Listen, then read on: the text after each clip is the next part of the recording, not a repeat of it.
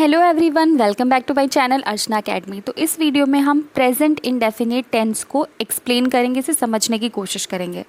तो जो present indefinite tense है ये हमेशा daily routine, schedule, daily habit, facts की बात करते हैं, जैसे कि जो जनरल ट्रूथ्स हैं उनकी बात भी करते हैं। तो इन शब्दों की पहचान कैसे होती है, इन वाक्यों की पहचान कैसे होती है प्रेजेंट इंडेफिनिट टेंस के लिए। तो जिन भी सेंटेंस के एंड में ता है, ती है, ते हैं, मतलब जो वाक्य ता है, ती है, ते है से अंत होते हैं, उन्हें हम बोलते हैं कि उसमें हम प्रेजेंट इंडेफिनिट के फॉर्मूलाज लगा के उसको इंग्लिश में ट्रांसलेट कर सकते हैं। जैसे सूरज पूर्व से निकलता है, the sun rises in the east. तो अब हम इसे इस तरीके से देखेंगे कि अफर्मेटिव सेंटेंस के लिए क्या रूल्स हैं, एग्जाम्पल्स देखेंगे। नेगेटिव सेंटेंसेस, इंटेरोगेटिव सेंटेंसेस और WH फैमिली के लिए क्या रूल्स हैं।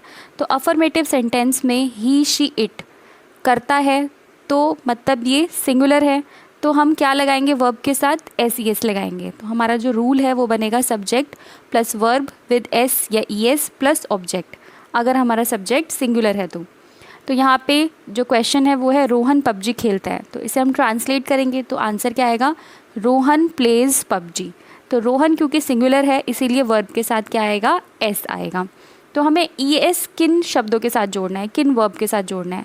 तो जो भी verb OCH, TCH, Z, SS या SH या X से एंड होते हैं वहाँ पे हमें एंड में ES लगाना होता है वर्ब के बाद। तो जैसे राम घर जाता है, राम गोज होम, ठीक है। तो गोज में ES, मतलब गो के साथ ES क्यों लगा, क्योंकि गो O से एंड हो रहा है, ठीक है। अब हमने एफर्मेटिव का एक और एग्जाम्पल देखना है, वो रात को कपड़े धोता है। तो वो रात को कपड़े धोता है, तो हमें ये पता चल गया कि सिंगुलर पर्सन है और धोना है, तो इसका मतलब वो मेल है।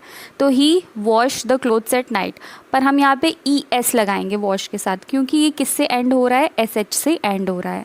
अगर subject I, we, you, they हो तो हमें वर्ब के साथ S और ES नहीं लगाना, ठीक है। तो अब रूल क्या हो जाएगा, तो इसका मतलब सिंगुलर के लिए रूल था subject plus verb plus SES और ऑब्जेक्ट, ठीक है। और प्लूरल अगर हमारा सब्जेक्ट है तो क्या फॉर्मूला है, subject plus verb plus object. तो एग्जाम्पल है, मैं तुम्हें अच्छी तरह से जानता हूँ, I know you very well। तो I के साथ I, we, you, they के साथ हमें SES का प्रयोग नहीं करना वर्ब के साथ, ठीक है। नेक्स्ट सेंटेंस है, हम एक साथ रहते हैं, We live together। हम lives नहीं लिख सकते। तुम हमेशा वादा निभाते हो, You always keep your promise, ठीक है। तो ये जो है You always keep your promise general sentence भी है, ठीक है। तो मैंने अभी ऊपर बताया था कि हैबिट, फैक्ट्स, उसके लिए भी प्रेजेंट इंडेफिनिट टेंस यूज़ होता है। जैसे अगर मैं बोल दूँ the earth revolves around the sun, तो ये जनरल ट्रुथ है, तो हम इसमें प्रेजेंट इंडेफिनिट के हिसाब से इसको कन्वर्ट कर रहे हैं इंग्लिश में। अब हमने अफर्मेटिव सेंटेंसेस के रूल तो देख लिए, अब हमें नेगेटिव सेंटेंसेस के रूल देखने हैं। तो नेगेटिव सेंटेंस, प्रेजेंट इंडेफिनिट के नेगेटिव सेंटेंस में हम डू या डज का प्रयोग करते हैं, साथ में हमें नॉट का भी प्रयोग करना पड़ता है। तो अब हमारा फॉर्मूला क्या बना, सब्जेक्ट प्लस डू या डज में से एक चीज़ यूज़ करेंगे प्लस नॉट प्लस ऑब्जेक्ट, ठीक है। यहाँ पे हमें वर्ब भी यूज़ करना है, he does not do the work. तो रूल क्या होगा, subject plus do does not plus verb plus object, ठीक है। तो I, we, you, they के साथ डू लगाना है, ही, शी, इट क्योंकि सिंगुलर है या किसी का नाम अगर है जैसे राजेश, ही, शी, इट या किसी का नेम, तो हमें डज लगाना है। तो सिंगुलर का मतलब कुछ भी हो सकता है, नेम भी हो सकता है। फॉर एग्जाम्पल, मैं आपको नहीं जानता हूँ, तो मैं के लिए I, तो आई के साथ हमें क्या लगाना है, डू। तो आई डू नॉट, फिर हमें वर्ब लगानी है, जानना, नो इज़ वर्ब, और एंड में यू।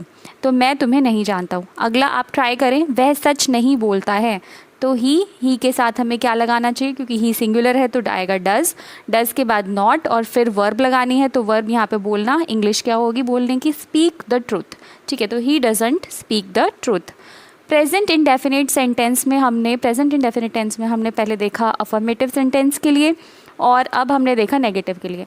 अब हमें देखना है कि अगर क्वेश्चंस पूछे जा रहे हैं, ताहिर क्या मैं तुम्हें जानती हूँ, ठीक है, ऐसे करके सेंटेंसेस अगर हों जो क्या से शुरू हो रहे हैं, क्वेश्चन मार्क पे ख़त्म हो रहे हैं, तो हमें किन बातों का ध्यान रखना होता है। तो इसे हिंदी में प्रश्नवाचक वाक्य कहते हैं, जिसमें क्वेश्चन पूछा जाता है और इसमें सेंटेंस क्या से शुरू होते हैं। और इसका रूल इस प्रकार से है, डू या does plus subject plus verb plus object plus question mark. तो सब कुछ सेम है, बस क्या करना है कि जो हेल्पिंग वर्ब है, डू डज जो हेल्पिंग वर्ब है, उसे सबसे आगे ले आना है फ्रंट में, और एंड में क्वेश्चन मार्क होना चाहिए।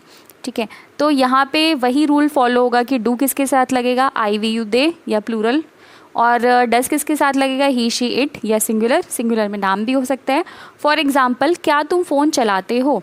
ठीक है, तो सबसे पहले अगर हम रूल को देखें तो तुम का इंग्लिश क्या हुआ, यू के साथ क्या आएगा, डू, तो do you use the phone और question mark.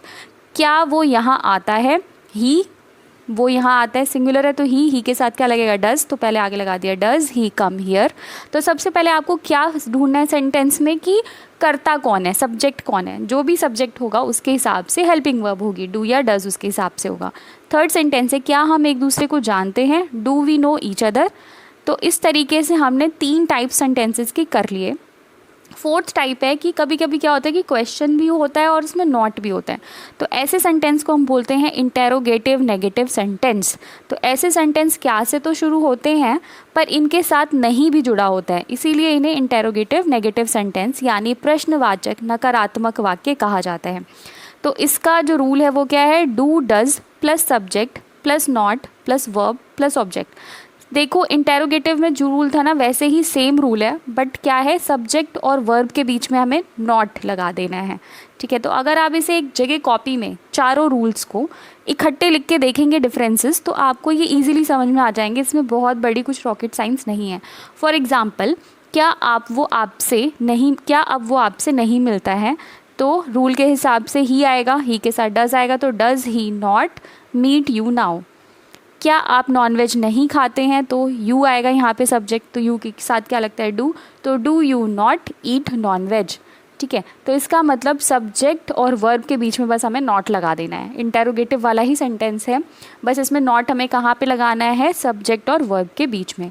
Present indefinite tense WH family के साथ, तो हमने ये सब चीज़ें देख ली, पर क्या हमेशा ऐसा होता है, तो कभी कभी क्या होता है कि सेंटेंस में क्यों, कैसे, ये शब्द भी यूज़ होते हैं, तब हमारा जो रूल है वो थोड़ा सा डिफरेंट हो जाता है। तो कुछ ऐसे वर्ड्स होते हैं जो W या H से शुरू होते हैं और प्रश्न पूछते हैं, इनके पूरे समूह को हम WH फैमिली कहते हैं और एक को WH वर्ड कहते हैं। तो व्हाट क्या, वाई क्यों, व्हेन कब, वेयर कहाँ, हाउ कैसे। तो इन वर्ड्स का आपको पता होना चाहिए कि हमें क्या, क्यों, कब, कहाँ, कैसे को इंग्लिश में क्या बोलते हैं, तो ये आपको याद कर लेना है। विच कौन सा, हु कौन, और अब हम इसके बाद देखेंगे कि इनको हमें यूज़ करने के कौन से रूल्स देखने हैं। तो अभी आपको क्या करना है, जब आप ये वीडियो देख लें तो आपके जो डेली के सेंटेंसेस हैं ना, जो ता है, ती है, ते से एंड होते हैं, उसको ज़रा इंग्लिश में कन्वर्ट करने की कोशिश करें। पहले अगर आपको पेन कॉपी की ज़रूरत पड़ती है, अगर आप बिगिनर हैं तो उससे शुरू करें, कुछ टाइम के बाद मन में कन्वर्ट करने की कोशिश करें और फिर प्रैक्टिस करें बोलने की। तो विच कौन सा, हु कौन, हुम किससे, हुज़ किसका। तो अब इसका रूल क्या है, WH word plus do does plus subject plus verb plus object plus question mark. अगर आप इस रूल को ध्यान से देखें तो इंटेरोगेटिव जैसा एग्जैक्ट वही रूल है, बस आगे क्या लग गया, हमारा WH वर्ड लग गया। आप क्या सोचते हो मेरे बारे में, तो what do you think about me. तो हम पहले ये देखना है कि क्या के लिए हम क्या शब्द यूज़ करेंगे, बाकी इंटेरोगेटिव के लिए जो हम यूज़ करते हैं फॉर्मूला वही यूज़ करेंगे। वो इतने नखरे क्यों दिखाता है, why does he show so much tantrums. ठीक है, मैं टेंशन क्यों लेता हूँ, why do I take tension. आप कौन सा किताब पढ़ते हो, which book do you read. तो इस तरीके से ये वीडियो एंड होती है। अगर आपको कोई सजेशन है या कोई क्वेरी है तो आप कमेंट्स में ज़रूर लिखिए। और हाँ, रूल्स पढ़ के अगर आप उसे छोड़ देंगे, प्रैक्टिस नहीं करेंगे तो उसका कोई फ़ायदा नहीं है। जैसे मैंने बताया, पहले रूल्स पढ़ो, कॉपी में सारे 5 रूल्स इसमें कराए हैं, उन 5 को लिखो, डिफरेंसेस देखो, कुछ सेंटेंसेस को इंग्लिश में कन्वर्ट करो हिंदी से। फिर जो आप मन में सोचते हो जिन सेंटेंसेस को हिंदी में कि मुझे कल उठ के ये करना है, मैंने आज ये किया, मैं ये करने जा रही हूँ, उन सेंटेंसेस को इंग्लिश में कन्वर्ट करिए और धीरे धीरे आपकी जो इंग्लिश है वो इम्प्रूव हो जाएगी। साथ में आपको रीडिंग्स पे भी ध्यान देना है, कई चीज़ें रीड करनी चाहिए, न्यूज़पेपर, कोई मैगज़ीन आप रीड कर सकते हो इंग्लिश की, कोई नॉवल।